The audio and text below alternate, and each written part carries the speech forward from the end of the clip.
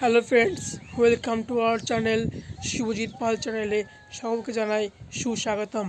অনেক দিন পর একটা ভিডিও নিয়ে আপনাদের সামনে হাজির হয়েছি। আজকের ভিডিওটার মূল বিষয়বস্তু হলো যে আশা ঘরের নামটা কীভাবে সহজ পদ্ধতিতে শিখে নেওয়া যায় তার একটা তালিকা বা পদ্ধতি আপনাদের সামনে শেয়ার করলাম। তো দেখা যাক বন্ধুরা।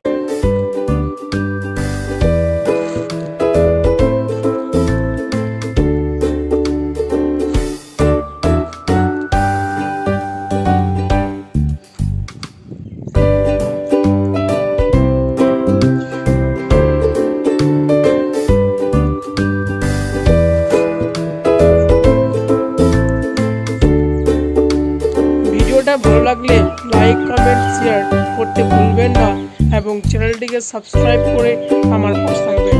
তো বন্ধুরা, আজকের মতো ভিডিওটা এই পর্যন্ত। তো বাই বাই বন্ধুরা।